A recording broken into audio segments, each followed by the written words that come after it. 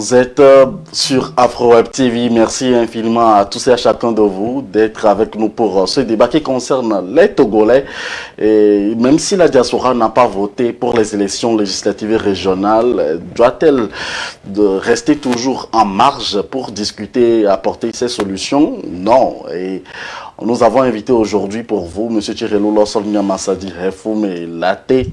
Il est coordinateur de Pyramide et du mouvement pour un Togo nouveau, économiste et analyste politique. Et par duplesse aujourd'hui aussi, nous avons le privilège d'avoir Dr Albert Katé, leader d'opinion. On parlait à l'instant donc de l'opposition togolaise et l'opposition qui se concerte pour décider si elle doit accepter les résultats actuels ou occuper ses 5 sièges au Parlement ou pas. Que conseillez-vous, monsieur Tshirelo Lawson, à cette opposition? Alors, la question que vous posez est une question qui pose un certain nombre ou qui convoque un certain nombre de problématiques. Il faut quand même partir des conditionnalités de ces élections pour clairement dénoncer les conditions dans lesquelles elles ont été organisées, la fraude, la violence, et contester les résultats. Ça, il faut avoir cette posture. La question de la transparence, n'est-ce pas, doit être posée. L'Église catholique a proposé de mettre en place 500 personnes pour pouvoir surveiller. Nous savons que l'Église catholique, c'est quand même une église responsable. C'est des hommes et des femmes de Dieu, et je ne les vois pas soutenir une contre-vérité. Alors, au moins, on a la chance d'avoir le Conseil des évêques du Togo, une autorité légitime, une autorité de Dieu, et ces autorités ont proposé d'assister, n'est-ce pas, à ces élections et de nous dire ce qui s'est passé. Mais un simple ministre de l'Intérieur leur refuse, n'est-ce pas, cette participation à la transparence des élections. Vous voyez. Il faut aussi mettre en perspective les témoignages des acteurs. Le cas, par exemple, du président du FDR, Maître Apevon, qui a expliqué comment la première ministre, Victoire Dogbe, s'est permis d'utiliser l'argent, n'est-ce pas, des contribuables togolais pour corrompre dans sa circonscription. Et non seulement elle a été depuis 10 ans désignée ministre à la base, du développement à la base, donc qui devrait œuvrer. Elle est payée pour soulager les souffrances des populations à la base, mais qu'est-ce qu'elle a fait? Elle a maintenu ces populations dans la souffrance et utilise aujourd'hui la corruption, n'est-ce pas, en remplaçant quelques tôles, en donnant de l'argent pour les funérailles, et ça suffit tout simplement pour faire des Togolais un bétail électoral. C'est choquant avec les moyens de l'État togolais. Elle a quel sou? Elle gagne combien pour pouvoir disposer autant de milliards, pour pouvoir faire ce qu'elle est en train de faire, construire une villa qui coûte des centaines de millions. Elle a, depuis qu'elle est rentrée au Togo sous les aisselles de Rumba, qu'elle nous démontre comment elle est arrivée à la fortune qu'elle a aujourd'hui et ce qu'elle en fait comme dépense, comme achat de conscience et comme manipulation politique. Il y a le cas de Kissi, de Jean Kissi également, qui raconte comment c'est incroyable, la fraude aujourd'hui au Togo est devenue, se fait à ciel ouvert, au vu et au su de tout le monde. Et donc, quand vous mettez tout ça en perspective, vous comprendrez que le RPT uni est rentré dans une logique de pouvoir utiliser, non seulement de corrompre les mœurs, c'est-à-dire qu'on encourage les enfants, on encourage les jeunes, on encourage même les chefs traditionnels, on encourage même les proviseurs de lycée à frauder, à braquer les urnes, à multiplier les bulletins. Donc, la question des mœurs pose fondamentalement un problème aujourd'hui au Togo, vu la stratégie, n'est-ce pas, du RPT uni. Ça fait 30 ans, n'est-ce pas, Dr. Kate l'a évoqué, ça fait 30 ans que un régime de dictature, n'est-ce pas, autocratique de Yadema a accepté, sous la pression du peuple togolais dans les années 90, d'ouvrir le jeu démocratique et de permettre des élections libres et démocratiques. Depuis la première élection, n'est-ce pas, en 93, ça fait pratiquement 31 ans qu'on fait des élections au Togo. Toutes les élections, comment expliquer? Et là, je regarde droit dans les yeux Dr. Kate pour lui demander, je sais que quand même, c'est quelqu'un qui a une morale, qui a une conscience. Et j'interpelle sa conscience pour lui dire comment il explique qu'en 30 ans, un seul parti a toujours gagné en tout temps toutes les élections organisées au Togo. Est-ce que c'est normal? Est-ce que ça permet, n'est-ce pas, une vie, un vivre ensemble? Est-ce que ça permet la paix, le développement dans un pays? Ce n'est pas possible qu'un seul parti gagne toujours toutes les élections et à tout moment, que ce soit présidentiel et que ce soit législatif. Et les scores sont toujours des scores soviétiques. Toutes les élections législatives, la seule, sous pression de la communauté internationale. Lorsque le peuple togolais était vent debout, qui a forcé et a démarré à accepter les résultats, c'est tout simplement parce qu'on lui a accordé, l'opposition a boycotté l'élection de 93, on lui a accordé la présidence, bien que sa présidence soit contestée, et donc il était obligé d'ouvrir un peu le jeu. L'opposition n'a gagné qu'une différence de 2 voix. Mais ça, qu'est-ce qui s'est passé? Violence. Un député a été tué, massacré. L'autre a été acheté pour qu'on renverse quelques mois plus tard le rapport et que le RPD reprenne la main sur ce Parlement. Et donc, sur les 30 ans, le bilan parle en soi. Donc, c'est pas normal qu'on soit dans un pays et qu'un seul parti gagne et gagne toujours depuis 60 ans. Ça veut dire que ce n'est pas la démocratie. Ça veut dire que le vote des électeurs n'est pas pris en compte. Ça veut dire qu'on veut gouverner par la force et la violence et la faute. C'est de ça qu'il s'agit. Alors, moi, je voudrais quand même que, en faisant le pari du futur, parce que les hommes passent, le pays reste. La jeunesse togolaise, la diaspora togolaise doit être amenée à pouvoir, même si vous êtes de unis, même si vous êtes, vous soutenez Fognassi, mais vous devez comprendre que il faut que le Togo avance, le Togo se développe. Et ce cas de figure ne peut pas développer un pays. On ne peut que s'enfoncer davantage. Et si on veut un pays, une nation demain, il va falloir changer de braquet, faire une rupture avec cette façon de gouverner, de gérer un pays.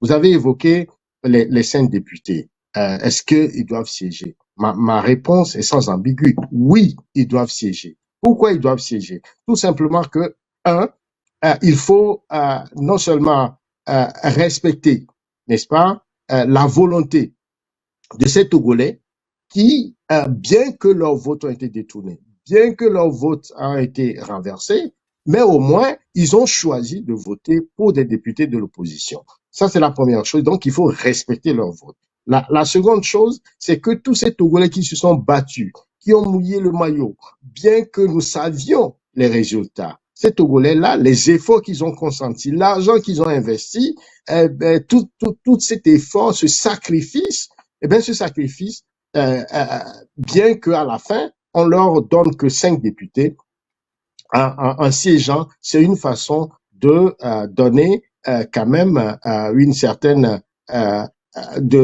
d'apprécier ces efforts pour la continuité du combat. Du point de vue stratégique, c'est Kalmas qui dit que c'est le terrain qui détermine la stratégie à faire. L'opposition togolaise, tout le procès qu'on lui fait, c'est tout simplement parce que cette opposition-là a choisi, et je veux le dire de façon très claire à Dr. Kate, et cette opposition a choisi une voie légaliste, a choisi la voie électorale pour prendre le pouvoir. C'est de ça qu'il s'agit. Et quand vous avez choisi une voie légale, une voie par les élections, la seule chose que vous pouvez, c'est pas des négociations pour pouvoir faire des réformes, pour que ces réformes puissent améliorer les conditions de prise de pouvoir par les élections. Il se fait que le RPT ne respecte rien du tout, est sans foi et ni loi. Toutes les 29 accords finissent toujours par un marché de dupes. Dans ces conditions, la seule voie qui reste aujourd'hui, c'est pas la résistance ou pas d'autres voies plus radicales pour pouvoir les chasser, puisque la voie légale ne nous permet pas seulement de faire un changement Merci. possible dans ce pays.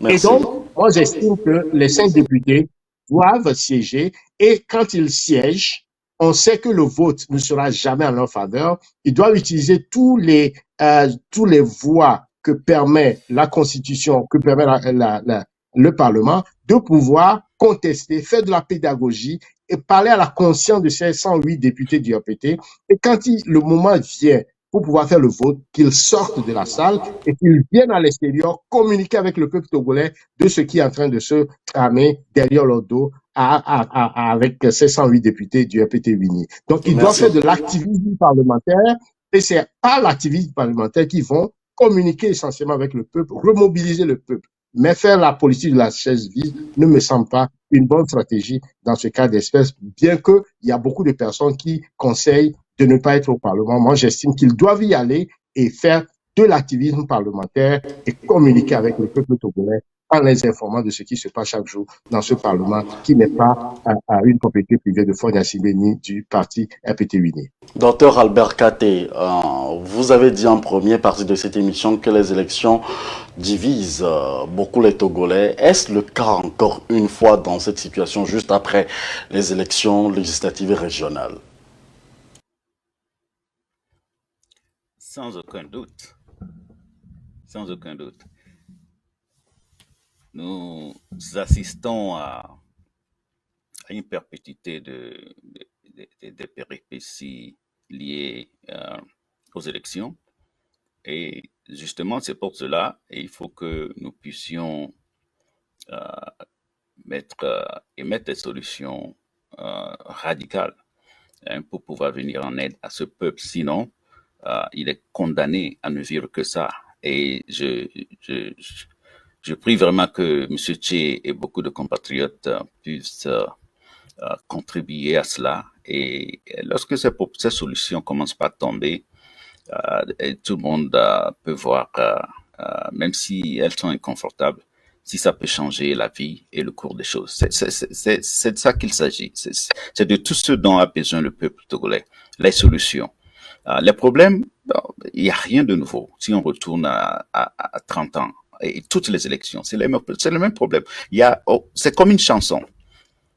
C'est comme une chanson. Vous voyez. Donc, parlant de monsieur, de ce qu'a vécu l'Église catholique, je pense que c'est pas la première fois que l'Église a demandé à participer, à surveiller des élections, et on lui a posé cette question de justifier la source de leurs fonds pour ce projet. C'est pas la première fois. Et comment elle répond à cela, j'ai pas le détail pour pouvoir commenter. Et je pense que c'est une organisation noble qui sait comment répondre et comment remplir les conditions. L'Église n'est pas toujours neutre, puisque nous avons vécu dans les dernières années un prélat de l'Église catholique qui a positionné un candidat au présidentiel et n'a pas hésité de le dire qu'il est politique. Et nous savons qu'il est politique. Et on a compris à un moment donné que c'est possible, puisque même le peuple l'a appelé pour prendre le devant de la conférence nationale pour régler des problèmes politiques. Donc, la situation de l'Église catholique est un peu complexe, puisque c'est pas seulement au Togo que nous voyons l'intervention de l'Église catholique dans les élections, comparativement aux autres institutions religieuses. Vous voyez. Et donc, je vais pas rentrer dans ce débat. Pour Madame la Première ministre Victoire Daubé, je pense que elle fait la fierté des gens de Vaughan, quoique l'élection ait causé à Maître Pévon ou bien à d'autres militants ou bien à elle-même ou bien à qui que ce soit, en tant que citoyen, en tant que fille de Vaud, elle fait la fierté de ses concitoyens. Et cette fierté-là, c'est ce que la plupart des villages et des villes cherchent. Nous avons encore en mémoire. Si nous sommes aujourd'hui en train de nous trimballer dans tous ces problèmes, nous avons encore en mémoire plusieurs fois quand le Togo devait décoller, dans cette démocratie. Et M. Giclus Olympio a aussi imposé manu militari contre vents et marées que un premier ministre soit issu de sa région d'Aneho. Et au temps de Obasanjo, si vous rappelez, pour ceux qui connaissent l'histoire, et aussi à Ouagadougou à plusieurs reprises. Et beaucoup d'opposants aussi avaient dit non, ça ne peut pas se faire comme ça, mais il visait aussi la fierté de sa région et voulait le Premier ministre. Et des noms sont sortis, Eric Hamerding, Patrick Lawson, si vous vous rappelez.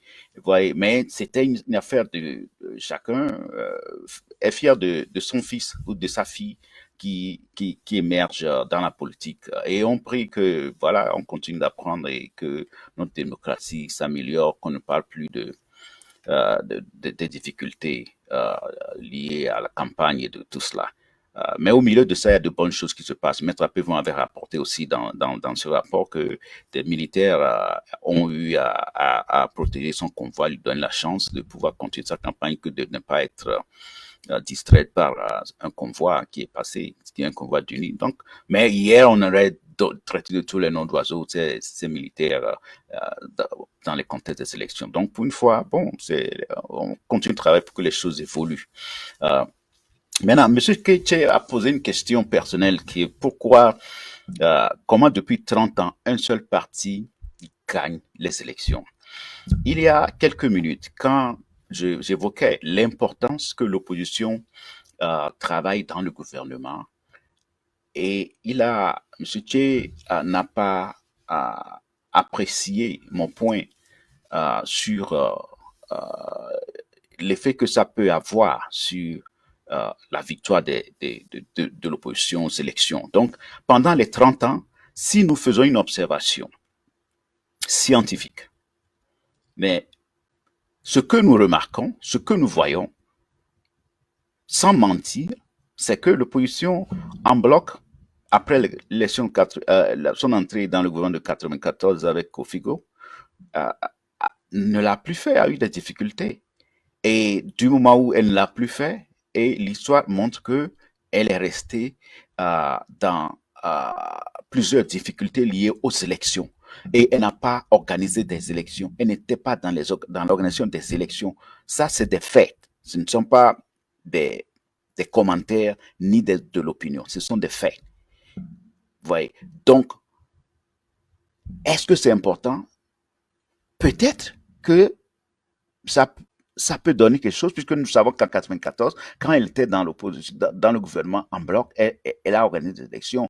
On n'a pas eu tous ces problèmes que relève M. Tché aujourd'hui, violence, cas d'identité, cas d'électeurs, fraude, cela. On n'a pas vu ça en 94. Donc, quelque chose nous dit que lorsque le contexte était tel, peut-être que toutes ces violences, tous les problèmes dont nous débattons n'étaient pas là, peut-être ne seraient plus là s'ils continuent le même contexte. Mais il y a certains qui préfèrent ce contexte-là où l'opposition est absente au gouvernement et ça crée des problèmes et on continue par revenir dans le même contexte, parler des mêmes problèmes. Bon, c'est de bonne guerre, mais nous préférons le contexte dans lequel l'opposition était au gouvernement en bloc et a fait de bons compromis, a négocié de bonnes élections, a organisé aussi ça avec le pouvoir et on n'a pas vu tous ces problèmes que M. Tché est en train de citer. Nous préférons revenir à cela. C'est un choix. Si lui, il préfère, ou bien certains préfèrent continuer dans le contexte actuel. C'est aussi un choix que moi, je respecte. Alors, en 10 secondes. Monsieur, nous avons tous apprécié il y a quelques jours l'avènement de M. Diomaye Faye et Sonko au pouvoir. Mais ce sont des gens qui étaient des cadres dans le gouvernement comme des gens qui travaillent pour les impôts, ou quelque chose comme ça, ou bien. Et ils avaient eu l'expérience et ont trouvé des arguments de campagne pour créer leur parti et défendre ces positions jusqu'à convaincre l'électorat et aujourd'hui ils sont au pouvoir. Vous voyez. Donc, il y a Macky Sall lui-même, il a travaillé dans le gouvernement avant d'être un jour présidentiable et il a accédé au pouvoir. Donc, les cas sont légion. Donc, pendant la conférence nationale souveraine au Togo, nous avons fait venir des gens qui s'y connaissent, des connaisseurs dans plusieurs dossiers. Ce sont des cadres, des gens qui travaillaient, qui sont experts dans ce qu'ils font, des gens qui ont aussi travaillé dans le gouvernement, qui ont relevé des problèmes que seuls eux pouvaient savoir. Parce que si tu es dans l'administration, tu es chef pénitentiaire, tu es ceci, tu es cela, c'est toi qui sais le problème. Donc, ce sont ces gens-là que nous avons regroupés dans la conférence nationale jusqu'au ministre, jusqu'au petit cadre, pour rapporter tous les problèmes dans les commissions et on a essayé de nous asseoir pour solutionner tout cela. Donc, le fait de travailler dans le gouvernement, c'est servir le peuple là, c'est connaître en profondeur ses problèmes, y compris les problèmes liés aux élections, puisque les élections sont organisées par le ministère de l'administration territoriale. La CENI n'est pas vraiment l'organisateur. La CENI surveille et fait une partie, mais c'est conjointement avec le gouvernement que toutes les élections se font. Vous voyez? Donc, c'est une façon de s'imprégner dans le problème et pouvoir mieux la solutionner. Ça a marché pendant la conférence. C'est comme ça que nous avons eu les réformes, les institutions dont parle M. Thier. M. Thier dit oui, quand l'opposition veut aller aux élections, elle est seulement liée, elle choisit la voie normale, qui est la voie légale. Aller accéder au pouvoir par les élections. Merci. C'est louable, c'est ce que nous voulons. Mais les élections, oui, mais les élections, comment? Seul ou avec le pouvoir ou bien sans le pouvoir. Ça dépend de ce que nous sommes en train de se... Merci, Dr. Katé. Je soutiens cela. Merci, Dr. Katé. Nous avons un téléspectateur qui attendait en ligne. Téléspectateur, vous êtes sur Afro-Web TV, plus 1 319 462 89 119. Bonjour. Bonjour Moïse, c'est Philippe Amelodi depuis Liège en Belgique. Je salue très fraternellement Dr Katé et Alphonse Tchehelou. Et je n'ai pas l'habitude d'emprunter le chemin de l'afro-pessimisme avec les événements aussi bien au Togo que un peu ailleurs dans les pays d'Afrique. Ces derniers jours, malheureusement, je me demande si les afro-pessimistes n'ont pas raison. Je remercie Alphonse pour sa réponse par rapport... c'est vrai qu'il a eu du mal. On sent que on a senti l'embarras. Il a fait le tour, ok. Mais j'aimerais poser une question à Alphonse, une fois n'est pas coutume. Mon ami Alphonse, est-ce que en toute sincérité, en toute objectivité, les partis d'opposition au Togo pouvaient-ils douter de la volonté du régime, de la dictature, de frauder les élections? Parce que, pour répondre à cette question, tu as évoqué des tricheries, voilà. Bon, est-ce que, après tant d'expériences que nous avons connu au Togo, est-ce que tu es surpris de voir que le régime, plus que jamais, a mis le paquet? Parce que là, à l'Assemblée, c'est 96% des sièges qui sont acquis à l'UNIR. D'accord? Donc, 108 sièges sur les 113. Donc, j'aimerais bien que même si nous qui cherchons le changement de ce pays, nous pouvons déplorer une série de choses, nous soyons prêts à assumer les conséquences de nos choix. Et c'est en cela que l'Afrique va grandir. J'aimerais en parlant, et là, on ne peut pas l'ignorer. Regardez le cas du Tchad.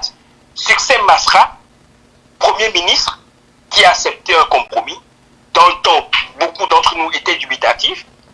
Succès Masra, Premier ministre, il organise les élections. Et c'est pour faire le rapport par rapport à ce que le docteur Katé disait tout à l'heure. Malgré cela, Kaka Déby triche, fraude et il crie au voleur.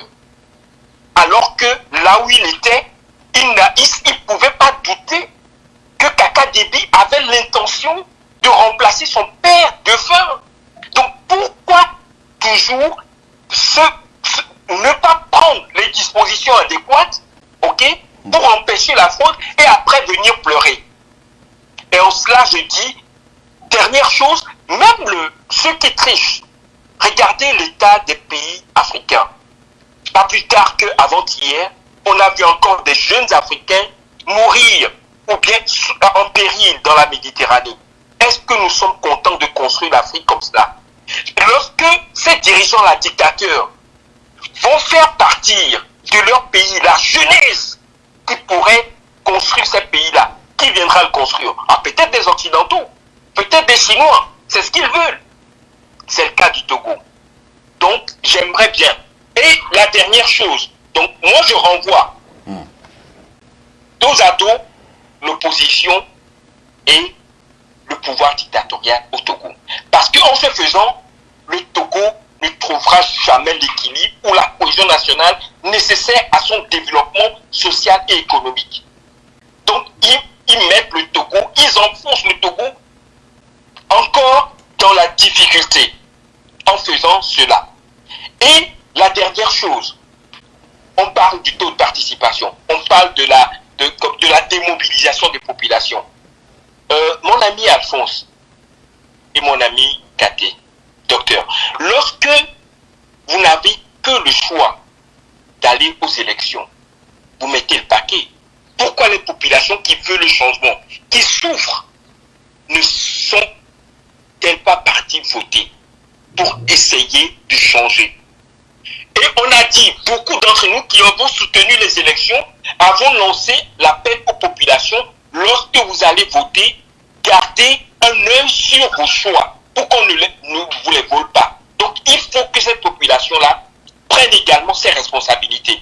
Lorsque tu es père de famille ou mère de famille et que tu élèves chez toi un chat et que tu prépares le goûter, le souper pour ta famille, tu ne peux pas laisser le souper sans la friture de poisson, sans surveillance ou sans protection, dire que tu vas te laver et revenir pour trouver encore ton souper intact et pour l'offrir à ta famille en fin de journée. C'est une question de responsabilité partagée. L'opposition, surtout le pouvoir en place, et le peuple. Il faut le dire, il faut avoir le courage de le dire. Merci. Sinon, on n'avancera jamais. Merci, monsieur Amedodi, de nous avoir appelés. Merci à tous ceux qui nous suivent également sur AfroWeb TV, nécessairement sur notre chaîne YouTube. Monsieur Tchehelola Somniamassadi Refumelate, vous vous sentez interpellé. Pouvez-vous répondre juste à ces questions de monsieur Amedodi pour qu'on puisse avancer très rapidement? Merci. Je voudrais remercier mon ami et frère Amedodi pour les questions qu'il a posées. Je pense que en fait la réponse se trouve dans sa propre question. Il me semble c'est seulement sa posture, n'est-ce pas, ou sa conclusion qui me gêne, puisqu'il pose une question, mais en même temps il rejette dos à dos l'opposition et le régime a été unir sur la question des élections togolaises. Et ça me gêne, ça me choque et ça me surprend de lui. Parce que si on est vraiment engagé pour le changement au Togo, si on comprend tous les sacrifices que ceux qui sont sur le terrain font, n'est-ce pas, pour changer la gouvernance par le vote, par les élections au Togo, on ne peut pas tenir ce genre de propos. Donc, je suis très choqué de cette posture de mon ami Philippe. Je veux croire que ce n'est pas un virement à 180 degrés. Je ne veux pas le penser. Néanmoins, je vais quand même convoquer un fait historique, un argument que j'appellerais ad hominem. Cet argument, qu'est-ce que ça veut dire? Ça veut dire prendre un exemple sur la personne et le lui opposer. C'est ça que ça veut dire. Alors, l'argument que je veux prendre, c'est Philippe lui-même, qui, en 2020, dans les élections, dans le cadre des élections présidentielles, est rentré au Togo et s'est occupé, je dirais, de la gestion informatique du candidat président Agboume Kodjo. Et c'est à la veille de ces élections qu'on découvre que Philippe n'a pas été même en mesure d'assurer sur le plan informatique les ordinateurs qui devaient servir de garantie, n'est-ce pas, à couvrir les résultats de ces élections présidentielles, à assurer les preuves, n'est-ce pas, de la victoire du président Agboume. Ça a été un fiasco total. Alors, il peut y avoir des raisons pour l'expliquer, des raisons de moyens, des raisons de compétences, Mais voilà ce fiasco, et ceci s'est passé en 2020. Je veux dire, après plusieurs élections présidentielles, on ne peut pas faire ce genre d'erreur. Philippe et son équipe l'a fait.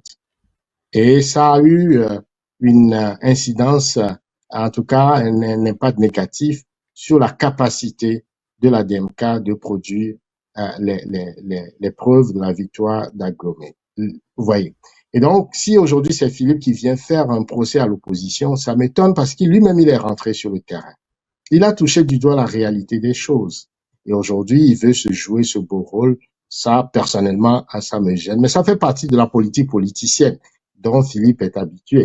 Je ne vais pas cacher pour pouvoir le dire.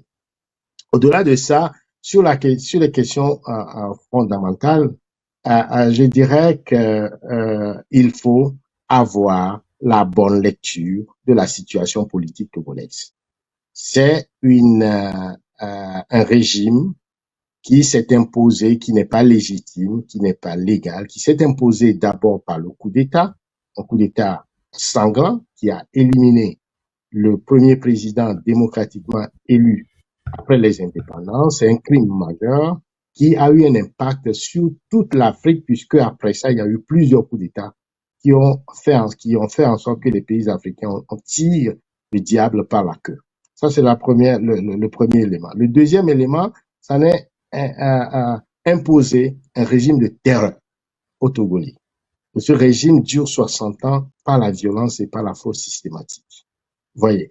Et donc, la question au cœur aujourd'hui de l'alternance politique au Togo, c'est une question qui se pose avec acuité et qui doit convoquer tous les Togolais à ne pas se tromper sur le diagnostic fondamental. Aujourd'hui, le fils de Yadema ne veut pas lâcher le pouvoir. Il dit que son papa lui a dit de ne jamais lâcher le pouvoir. C'est de ça qu'il s'agit. Alors, il construit une forme de gouvernance basée sur la corruption, une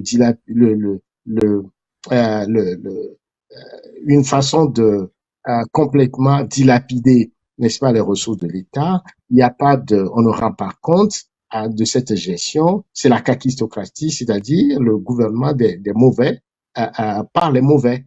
Vous voyez? Et nous sommes dans ce cas de figure. Donc, il ne faut pas se tromper sur le diagnostic.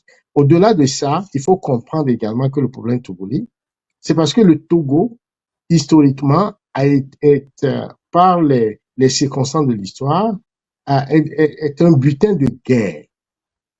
Et en tant que butin de guerre, la France coloniale n'accepte pas que la Grande-Bretagne ait pu prendre sa partition, le Togo britannique l'est attaché au Ghana, et qu'elle ne peut pas avoir toute la main sur la partie qui lui est revenue. C'est-à-dire, il n'a pas réussi à l'attacher au Bénin.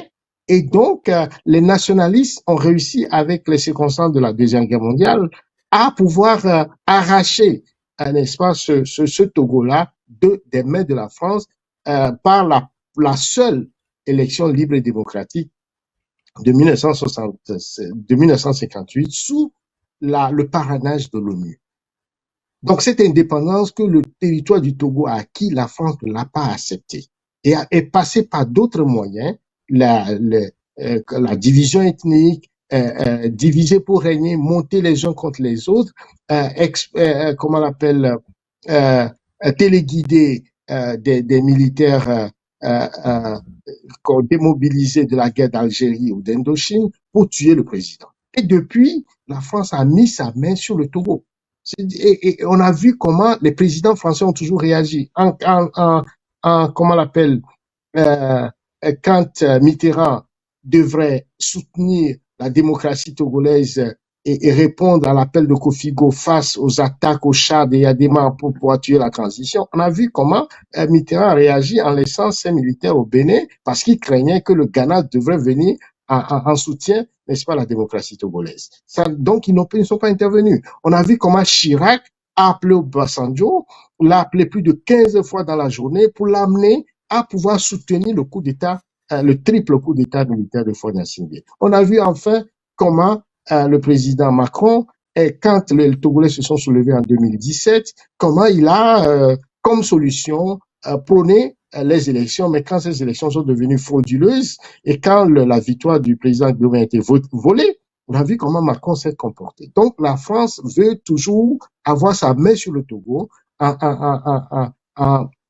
en passant par un clan, une famille, un quatuor d'officiers pour pouvoir garder le Togo dans la pauvreté, dans la prédation, dans le Monsieur, sous-développement. C'est Monsieur de ça Thierry qu'il s'agit Lawson, on va recevoir, je ne donc, vous il ne faut coupe pas pas, se mais on va tromper sur recevoir. le vrai problème du Togo. Oui. C'est de ça qu'il s'agit. Monsieur Thierry Lawson, on va recevoir très rapidement cet auditeur ou téléspectateur qui nous suit de près.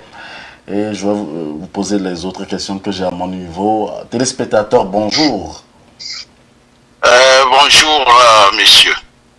À qui ai-je l'honneur, s'il vous plaît? Je pense à monsieur Moïse. Oui, allez-y. À qui ai-je l'honneur? Oui, c'est Olivier Ama. Monsieur Olivier Ama. Allez-y. Oui. J'ai suivi l'émission. Je voudrais féliciter les deux débatteurs. Monsieur Katé, docteur Katé, et monsieur Chehelou Lawson. Oui. Vraiment, c'est un débat de haut niveau et je souhaiterais intervenir sur deux points. J'ai entendu monsieur Katé parler des problèmes des élections en Afrique. À chaque élection, il y a des problèmes. Donc, pour le cas du Togo, plus précisément, et je voudrais que les débatteurs sachent que au Togo, c'est la transparence des élections qui a toujours constitué un grand problème. Je m'explique. Ceux qui me connaissent savent que je sais beaucoup de choses par rapport aux élections au Togo. La fraude, elle est systématique. Et bien évidemment, la fraude a commencé juste avec les élections de 1998. Et à partir de 1998, chaque élection, le régime au pouvoir, avec son parti politique, prépare les élections, prépare la fraude, puisque le message qui est passé, ou qu'on passe entre les cadres de unir, c'est que si on ne vole pas, on ne peut pas gagner. Donc, vous aurez constaté que ces législatives, le vol a été systématique. La fraude a été systématique. Maintenant, même la fraude se fait sans peur. Parce qu'ils sont rassurés que personne ne sera poursuivi. Et puis, je voudrais que M. Katé sache que le rôle d'une partie de l'armée dans les fraudes, si je veux raconter ça ici, on ne va pas finir. Donc, une partie de l'armée participe à la fraude. Et la fraude électorale est organisée à grande échelle sur toute l'étendue du territoire. Moi qui vous parle, je suis témoin oculaire et auditif de beaucoup de choses concernant les élections dans notre pays. Si on ne revient pas à la transparence des élections, notre pays va faire du surplace. On ne va jamais progresser. Parce que le peuple, on ne reconnaît pas la valeur du peuple dans notre pays. C'est le grand problème du régime qui est au pouvoir. Il ne veut pas quitter le pouvoir, ni aujourd'hui, ni demain. Tout est fait pour s'incrustrer au pouvoir à cause de la faiblesse du peuple togolais. Voilà. Donc, ça c'est fini. Je voudrais entamer le deuxième point qui est, M. Katé a parlé des fonctionnaires, il faut que l'opposition participe au gouvernement, les fonctionnaires aussi, pour qu'ils puissent savoir être des cadres, bon voilà, il a évoqué tout ça là, et je voudrais lui dire qu'avec le régime RPT unique, vous ne pouvez pas être fonctionnaire et vous afficher du côté de l'opposition. Ça, au Togo, pour le moment, on n'est pas arrivé à un niveau où le fonctionnaire peut dire ce qu'il pense. La preuve, il y a un proviseur qui était pratiquement relevé de ses fonctions parce qu'il s'est simplement exprimé sur TV5 Monde. Donc, étant donné que tout est fait pour que le régime continue, quand vous êtes opposant, d'abord, quand vous arrivez au gouvernement, le régime fait tout pour vous phagocyter. Si vous résistez, on vous renvoie. Mais vous ne pouvez pas être au gouvernement ou être fonctionnaire et s'afficher contre le régime. Au Togo, c'est pas faisable pour le moment. Donc, arrêtons de nous voiler la face. Nous avons pratiqué ce régime. C'est un régime de violent. C'est un régime de, je ne sais pas comment qualifier ce régime. Voilà. Et si les Togolais, dans leur ensemble, même les gens d'UNIR, il y a certains qui sont dans UNIR qui souhaiteraient que le Togo évolue. Absolument, il faut qu'on évolue. Pour évoluer, il faut être transparent. Il faut la transparence à tous les niveaux dans notre pays. Sans ça, on ne va jamais progresser. On fera du surplace. Je vous remercie. Merci, Monsieur Olivier Ama, de nous avoir appelés. Et merci de nous suivre. Alors, Dr Kate, vous vous sentez aussi interpellé à travers cette intervention de M. Olivier Ama, mais je vais donner juste 10 secondes à M. Thierry Lawson le temps de terminer donc son intervention pour qu'on puisse évoluer. M. Thierry Lawson. Alors, je voudrais saluer l'intervention du commandant Olivier Ama. Il y a des moments où je me désespère comme Togolais, mais il y a des moments aussi quand j'écoute des Togolais s'exprimer, leur courage, leur détermination, leur honnêteté, leur sens de probité morale et intellectuelle, comme le cas du commandant Olivier Ama, j'ai des raisons d'espérer pour le Togo. Nous avons des valeurs sûres comme ce commandant qui a souffert la croix et la bannière, l'a fait la prison pour ses convictions, mais qui continue pour se battre pour le Togo et qui dit la vérité. Il a été témoin, il a été à des hautes responsabilités dans ce pays. Il a été responsable de la gendarmerie, il a été dans tous les corps, c'est un officier supérieur. Et cet officier supérieur a accepté de perdre tous ses avantages pour faire avancer son pays. Je pense que des valeurs sûres comme ça, nous devons en être fiers, nous devons les protéger, nous devons les encourager. Et nous pensons ils sont nombreux, n'est-ce pas, dans l'armée togolaise. Et c'est le lieu pour moi d'appeler à la conscience de l'ensemble des officiers, de prendre exemple sur le cas d'officier Ama et d'autres officiers qui ont marqué l'histoire du Togo. Car aujourd'hui, la responsabilité est dans leurs mains. Il me semble que l'opposition a utilisé toutes les voies possibles, celle, n'est-ce pas, de la légalité, celle de croire à des négociations, des réformes, celle de pouvoir prendre le pouvoir par les élections. Mais le commandant vient de prouver comment c'est pratiquement impossible. Et donc l'armée, ou du moins la partie de l'armée qui participe à la fraude, doivent quand même, c'est une armée républicaine, et la Constitution leur garantit cette neutralité, et cette Constitution qui leur donne ce pouvoir-là doit les amener, n'est-ce pas, à asseoir un cadre transparent, équitable pour tout le monde, de façon à ce que tous les Togolais soient logés à la même enseigne pour que nous puissions avoir un cadre légal, un cadre transparent pour pouvoir faire avancer le pays. Il ne s'agit pas que un pouvoir sur l'autre, mais que le Togo puisse avancer. Merci. Je terminerai, si vous permettez, Okay. très rapidement pour dire que quand vous voyez la façon dont les choses se passent, la diaspora est complètement exclue.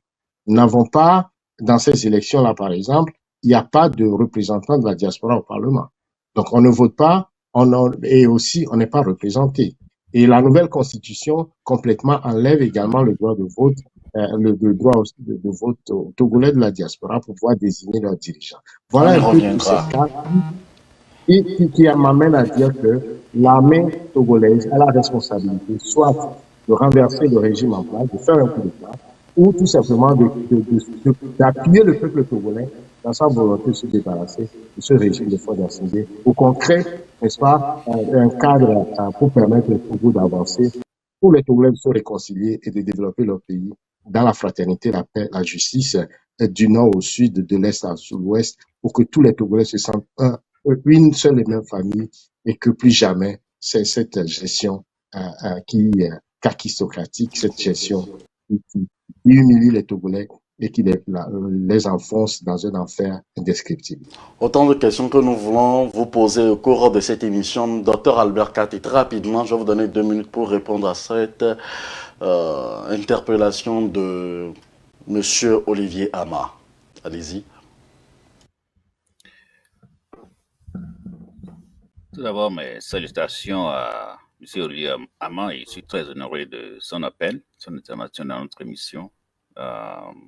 Et mes respects à lui. Je le rejoins dans ces propos que la transparence des élections est un objectif qui peut vraiment ouvrir la voie à un Togo nouveau. À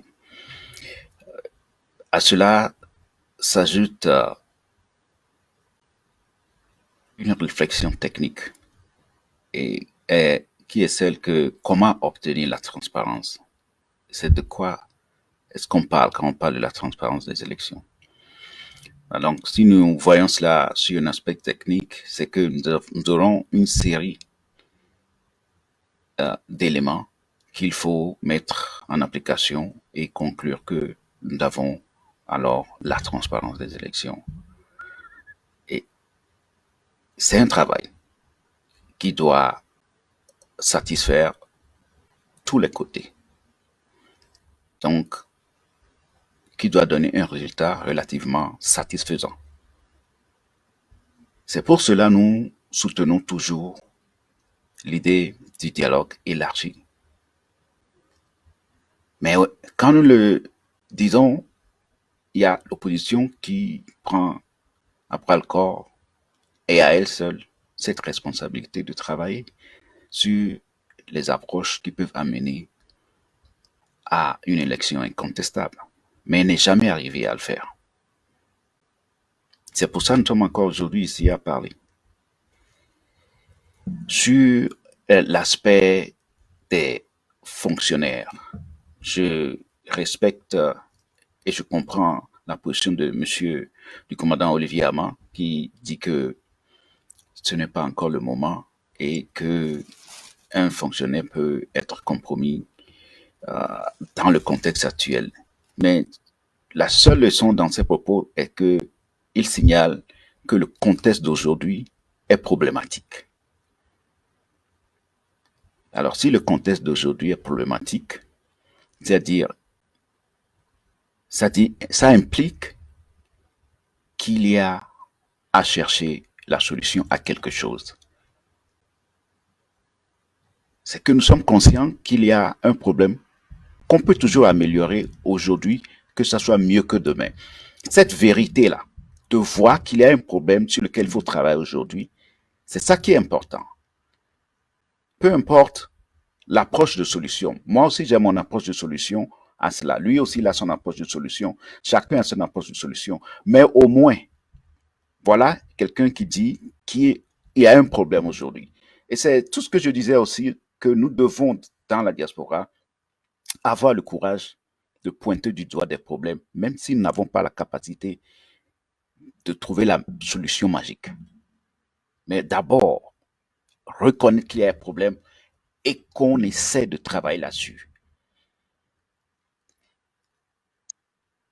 Je prie que le retour des exilés, le renforcement de l'état de droit et des droits de l'homme, puisque c'est cela que symbolise M. Olivier Ama, tout cela revient toujours sur la table. Mais ce ne sont que des hommes qui peuvent améliorer cela, parce que c'est un héritage que nous avions eu en 1994. M. Olivier Ama a dit que les problèmes ont commencé après 1998. Ce qui suppose qu'avant 1998, c'est-à-dire au moment des élections de 1994, il y a eu une satisfaction consensuelle de tous les côtés que nous étions dans le meilleur moment. Ça revient toujours.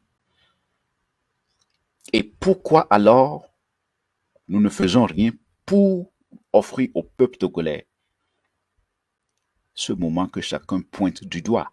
Mais moi, je dis toujours que si M. Olivier Ama peut présenter ses approches techniques aujourd'hui, comme il a fait, et par rapport à ce que M. Tché dit, c'est parce qu'il a eu à travailler lui-même, qu'il a pu comprendre des problèmes, qu'il peut présenter des solutions crédibles. Mais si nous voulons une classe politique qui ne va pas devenir expert, combien sont-ils à pouvoir proposer des problèmes comme M. Olivier Ama? La question de travailler est un peu complexe, ça dépend de comment chacun comprend cela. Moi-même, j'ai mon expérience dans l'organisation des élections aussi, puisque j'ai travaillé pour l'organisation des élections de 1994. Je faisais partie des techniciens de l'informatique. J'étais programmeur. Nous comprenons beaucoup de choses, mais il y a une chose. Pour qui travaillons-nous? C'est le peuple qui nous appelle à le servir. Et lorsque nous choisissons d'être politiques, nous choisissons d'aller aux élections, l'élection, c'est représenter une masse. Donc, vous êtes au service de ce peuple-là. Vous ne pouvez pas le servir sans travailler pour lui. Et ce qui est marrant aujourd'hui, c'est que la relation entre les postes électifs pour lesquels postulent les opposants, les relations entre ces postes-là et le rôle de l'administrateur, personne ne dit c'est quoi cette relation. Et c'est là où nous faisons l'erreur. Parce que en 1994, lorsque nous avions mis en place le Haut Conseil de la République, c'était pour accompagner le gouvernement de Kofigo, qui devait être l'action du gouvernement. Et nous ne pouvons pas le faire seul sans l'Assemblée.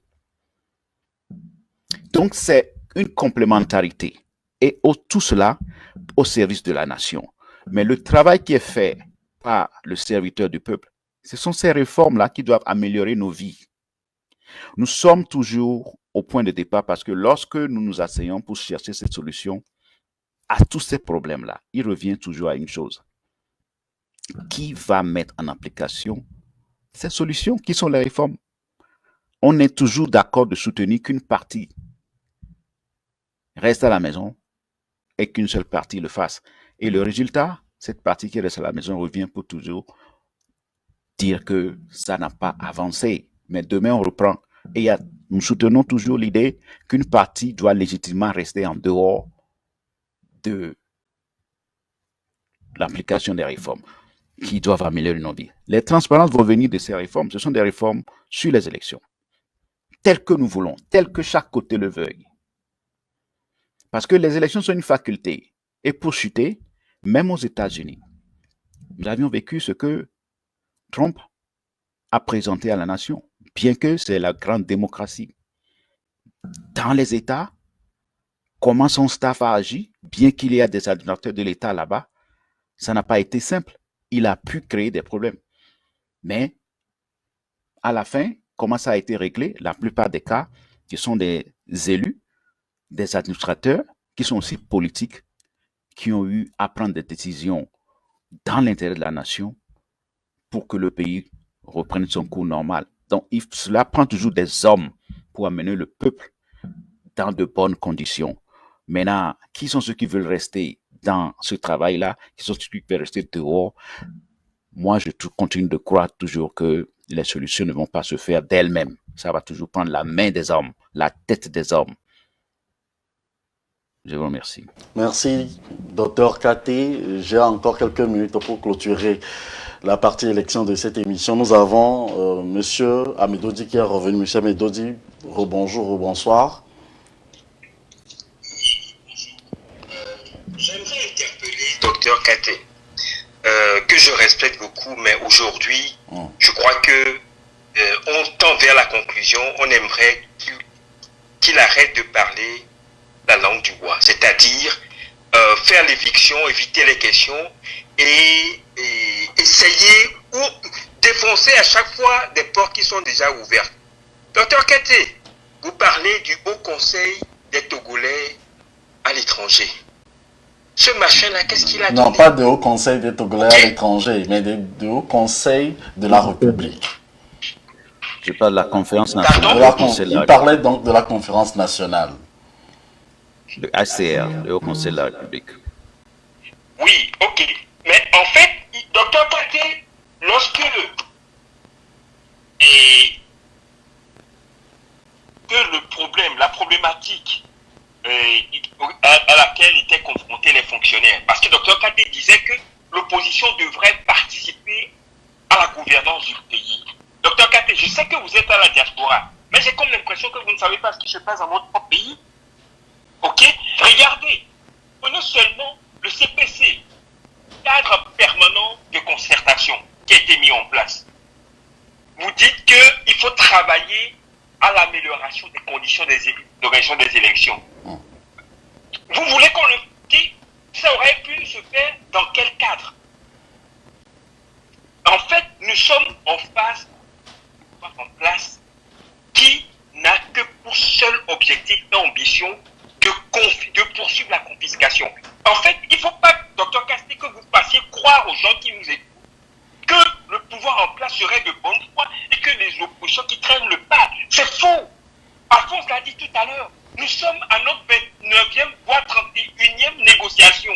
À chaque fois, lorsque nous allons vous trouver un accord avec le parti gouvernemental et faire en sorte que le Togo avance, c'est toujours un jeu de dupes. Ils signent en dessous du compte de l'accord, sachant pertinemment qu'ils n'ont pas envie d'honorer leur engagement. Vous avez parlé de l'Église catholique, que oui, on sait, l'Église catholique a pris souvent des positions qu'elle est impliquée politiquement et que les autres confessions ne font pas pareil. Docteur Katé, il ne faut pas dire des choses comme ça. C'est son avis, monsieur Amedodi. Alors, dites votre avis pour qu'on puisse avancer. Je vais lui répondre et je termine par là. Ne vivent pas la misère au Togo.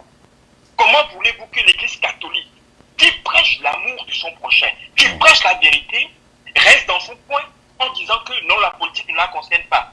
En quoi est-ce que déployer des observateurs, des missions d'observation électorale, que des fidèles des paroisses, qui normalement, on ne triche pas. Et je crois que dans les autres religions également, il y a ce principe-là, du respect, de l'honnêteté. Ok? On doit déployer des fidèles d'une église de confession et religieuse au Togo pour aider à surveiller et à éviter les fraudes. Pose problème, vous poserez problème. Donc, s'il vous plaît, si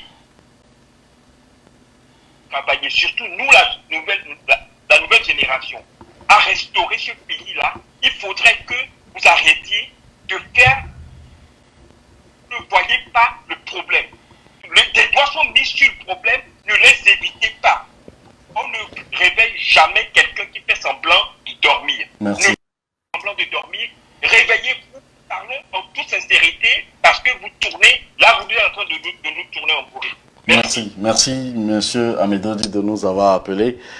Nous sommes sur la dernière ligne droite de cette seconde partie de notre émission. Je suis tenté de poser mes deux dernières questions concernant donc les élections, puisque je dois parler également de la promulgation de la nouvelle constitution togolaise. Mais pour l'heure, Dr Kate, je vais vous donner juste une minute pour répondre rapidement et nous irons en conclusion. Allez-y. Merci à M. Philippe Amedodi.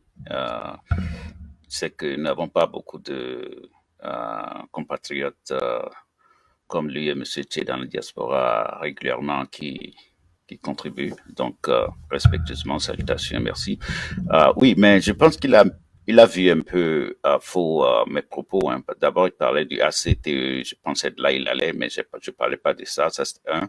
Et de l'autre côté, je n'ai pas dit quelque chose en faveur du CPC, du cadre permanent de dialogue, CPDC dont il parle, puisque moi j'ai fait des sorties publiques, je fais partie de ceux qui ont publiquement exigé qu'il faut ouvrir un dialogue élargi, y compris à la diaspora, lorsque le CPDC était restreint contre même les gens de la société civile et aussi de la diaspora. Donc mes sorties étaient claires et publiques, à la place publique pour cela. Je sais pas. Maintenant, quand il parle de l'Église catholique, ma position était claire. J'ai dit que l'Église, je n'ai rien dit contre l'Église catholique, non, et je n'ai fait que parler de l'observation qu'elle a été beaucoup plus impliquée pour avoir joué le rôle de la conférence nationale qui était dirigée par un prélat, et dans plusieurs États, dans plusieurs pays, l'Église catholique a souvent joué un rôle prédominant dans l'organisation des élections, dans la politique, tout comme au Zaïre, un peu partout. Donc, ce sont des faits, contrairement à d'autres confessions religieuses. Puisque si nous observons, on peut compter du doigt, l'Église a beaucoup plus contribué, et des prêtres ont même se sont expliqués. J'ai parlé aussi du prélat Podo qui a positionné un candidat aux élections 2020, et leur sortie à la sortie de l'Église, qui ont expliqué que c'est tout à fait légitime, ils sont des humains, ils peuvent être politiques et aussi prêtres. J'ai expliqué ça. Donc, ce que M. Philippe Almedo dit, je pense qu'il rejoint plutôt ce que j'ai dit. Donc, il n'y a aucune contradiction. Et ma position était claire. Je ne sais pas encore sur quel point il y a ambiguïté, mais voilà, donc c'est ça. Donc je m'arrête là. Merci. Merci, chers amis, chers téléspectateurs, vous qui nous suivez sur YouTube aussi, nous en disons infiniment merci. Monsieur Tcherelou Lawson Namassadi Refoume Laté, pourquoi n'arrive-t-on pas jamais à avoir une élection dont tous les Togolais acceptent les résultats? Ce sera votre conclusion également pour cette seconde partie de notre émission. La réponse, je crois que les personnes avisées nous l'ont déjà donnée. D'abord, je vais citer l'ancien ministre de l'Intérieur, François Bocor, qui a clairement dit que le RPT ne peut pas, en tout cas, dispose que de 10% de l'électorat togolais. Donc, objectivement, s'il y a des élections libres, démocratiques et transparentes au Togo, le RPT sera battu à plat couture. Il se fait que le fondement de la gestion du pouvoir du RPT uni, comme on l'a dit, est issu du coup d'État, le coup d'État de 1963. Ensuite, ça s'est organisé autour de la terreur, donc à travers une branche militaire, et ça a construit une dictature qui, vous l'avez vu, à la mort des Yadéman, s'est transformée en une monarchie par la prise de pouvoir de son fils dans les conditions que ça s'est passé, un quadruple coup d'État institutionnel, constitutionnel, électoraliste et militaire. Et donc, il s'est accroché au pouvoir jusqu'à présent. Alors, le fondement, la légitimité du pouvoir au Togo n'est pas démocratique fondamentalement. Donc, si on organisait une élection libre et démocratique, il va perdre le pouvoir. Il n'a pas l'intention de perdre le pouvoir. Et par conséquent, il faut passer par la fraude, par la violence, par la corruption, par la terreur pour maintenir le pouvoir. C'est de ça qu'il s'agit. Alors, la deuxième réponse à cela, je crois que c'est le commandant Amar Olivier qui l'a proposé. Et c'est d'ailleurs qui a été à la base de tous ces déboires, son emprisonnement et aussi de toute la machine qu'on a mis en place pour l'assassiner. Il a dû s'exiler. Vous voyez, il a demandé à l'armée togolaise, comme ça a été le cas de 1966, il n'a même pas parlé de coup d'État, d'informer le chef de l'État comme quoi, vu la situation économique, politique, la situation sociale du Togo, il faudrait que sa forme de gouvernance s'arrête et qu'on crée les conditions, n'est-ce pas, de rassembler les Togolais, aller vers une transition et qu'ils puissent revenir aux fondamentaux, c'est-à-dire des élections libres et démocratiques, et qu'on puisse choisir les personnes appropriées pour la gestion du pays, et qu'on également que ces personnes rendent compte, n'est-ce pas, de la gestion du pays pour le bien de tous les Togolais sans exception et sans discrimination aucune. Donc l'armée, qui est au cœur, n'est-ce pas, du pouvoir togolais, doit jouer ce rôle impartial, mais en même temps ce rôle d'émulation qui permet au Togo de se lever. Et ça, on n'a pas aimé ça, on a voulu l'assassiner. Voilà, donc la solution aujourd'hui, c'est toujours revenir à ces fondamentaux, que le RPT comprenne que en politique, quand on gouverne, on doit également accepter d'aller dans l'opposition. C'est une étape de votre processus, de votre acheminement, de votre comment dirais-je, de votre maturité politique. Et dans l'opposition, vous pouvez aussi contribuer. Et donc, il y aura des roulements à la tête de l'État. C'est ça l'alternance. On ne peut pas accepter une seule et même famille gouverne ce pays pendant plus de 60 ans et veut continuer par le faire. C'est ça le cœur du problème togolais. Donc, alors, pour résumer, je dis tout simplement que l'ensemble des forces vives de la nation, y compris les militaires, l'armée togolaise, ils ont un rôle important à jouer pour remettre les pendules à l'heure, pour faire asseoir Fonia Singbe et lui faire comprendre que 20 ans où il a voulu faire la transition, en tout cas assurer que le Togo reste uni en paix, etc., il a eu 20 ans pour faire ses preuves. Il n'a pas réussi. Ce n'est pas le coup d'État permanent, constitutionnel, ce n'est pas le braquage qui va faire évoluer le Togo. Et donc, on doit revenir à des règles, à des principes du vivre ensemble, à la Constitution de 92 qui garantit non seulement les droits, la gouvernance, le bien-être de la population, mais aussi un cadre pour que l'ensemble des Togolais de la diaspora et de l'intérieur du pays puissent se retrouver dans une forme de réconciliation qui garantit la sécurité pour l'ancien chef d'État Kefa Gnassingbé avec ses ministres essentiels sur les questions je dirais, de corruption à grande échelle. Il doit pouvoir rendre compte sur ces aspects. Mais sur les autres aspects, une amnistie pouvait donc leur assurer la garantie. Et s'ils ont accumulé des biens, qu'ils l'investissent pour le bien-être du peuple togolais. Et donc créer en tout cas un cadre pour pouvoir faire avancer le Togo. Le Togo est plus grand que chacun de nous. Mais l'essentiel, c'est que tous les Togolais, qu'ils soient à Kara, à Dapawa, à Sokoré, qu'il ait le minimum, qu'ils aient un bien-être, qu'on ne peut pas voir les Togolais mourir de faim, de soif, sans être soignés. Simple morsure de serpent les tue. On ne peut pas l'accepter.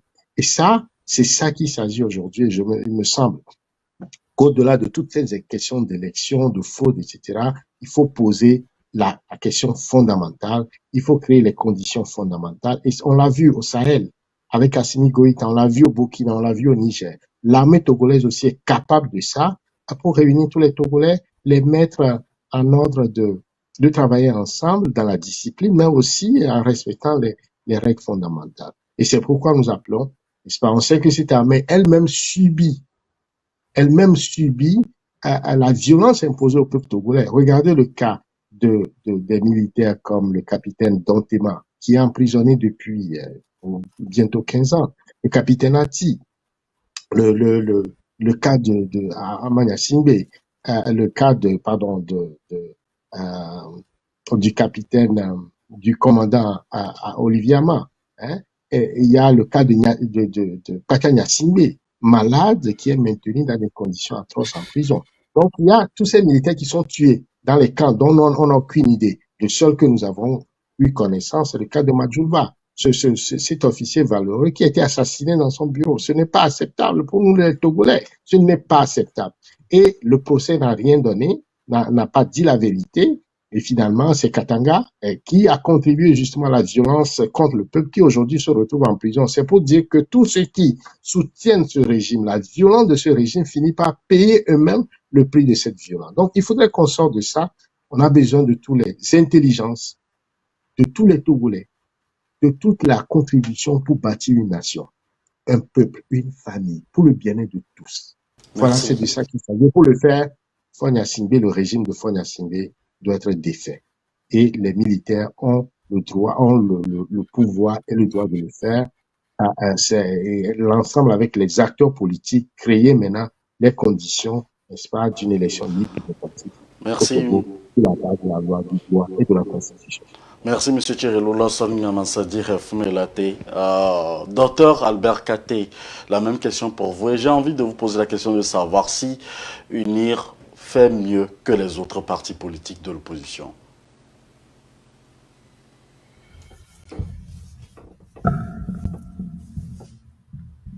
Merci pour l'occasion et pour le débat avec M. Tché. Et tous les intervenants. C'est un honneur, grand honneur. S'il fait mieux que l'opposition, ce sont les résultats qui parlent.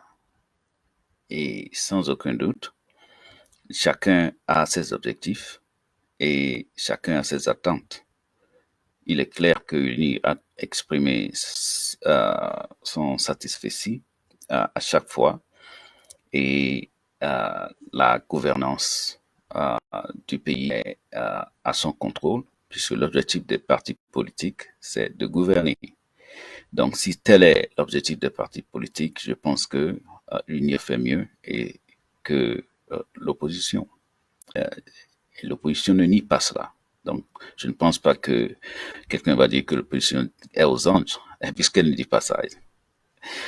Ben donc, sur la question que vous aviez aussi adressée à M. T, je pense que mon point pour cela, c'est un petit message pour l'opposition, c'est vouloir faire du mal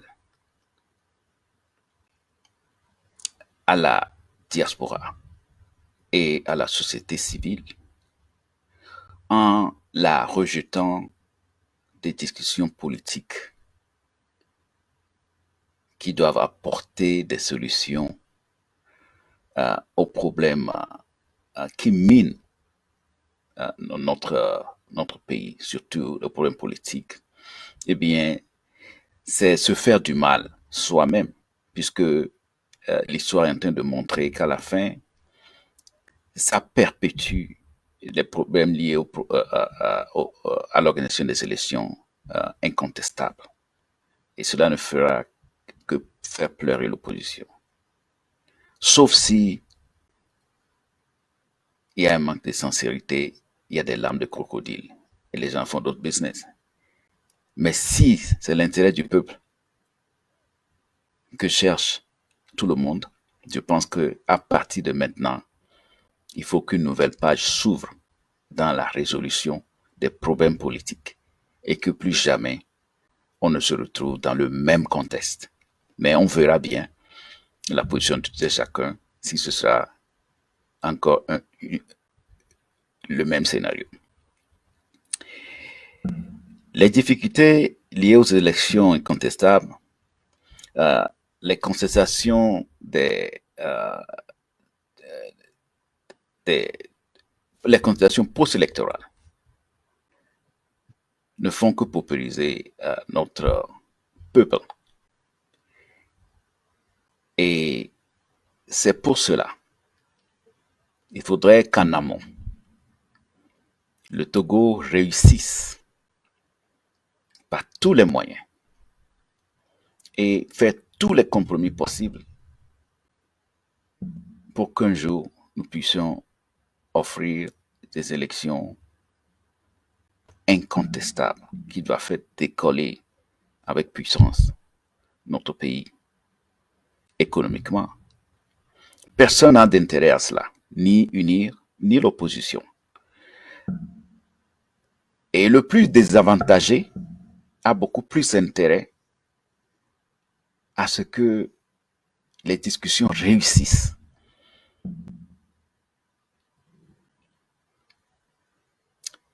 Le peuple est toujours en attente. Mais demain, est-ce que nous serons capables de faire un revirement 360 degrés pour que les citoyens togolais puissent dire quelque chose est en train de se faire? Je pense que ensemble, vous et moi, nous allons voir ce qui va se faire. Et mon dernier point, c'est que personne ne se trompe. L'axe pour améliorer les choses, c'est ça que nous appelons les réformes. Et aujourd'hui, on se sépare. Et il y a deux routes. Ceux qui soutiennent que lorsqu'il y aura des idées de réforme qui doivent améliorer la vie de la situation de la population, qui doivent améliorer, solutionner les problèmes politiques, il faut fuir l'application et responsabiliser un seul camp politique. ou bien ceux d'entre nous qui pensons qu'il faut arriver à tous les compromis politiques, mais aussi maintenir main dans la main le travail comme nous l'avions fait en 1994. Le contexte auquel faisait référence le commandant Olivier Hamar, pour que nous offrions au peuple encore un moment où il va vivre, ses fils et ses filles, travailler ensemble pour solutionner ces problèmes-là. Les problèmes d'aujourd'hui ne sont pas plus grands que les problèmes d'avant la conférence nationale. Mais la preuve est là. Mais le jour où tous les Togolais, opposants, pouvoir, société civile, confession religieuse, on s'est tous levés, aussi difficile que soit-il. Nous avions travaillé, mais ça n'a pas duré. On a vu les retombées immédiatement. Et c'est sur ça, c'est sur ces acquis que nous asseyons jusqu'aujourd'hui. Donc la balle est dans notre camp. Quel moment choisissons-nous? Quel pas choisissons-nous pour les jours de demain? Le peuple sera témoin. Merci à vous. Merci pour le docteur. débat. Merci, M. Tché. Merci, docteur Albert Katé, pour avoir conclu donc cette seconde partie de notre émission. Et je suis tenté d'aborder donc l'ultime partie de cette émission qui consistera à parler de la nouvelle constitution. Mais bien avant, on se ressource et on revient juste derrière. Chaque semaine, la rédaction d'Afro Web TV vous propose un condensé de l'actualité des 7 derniers jours.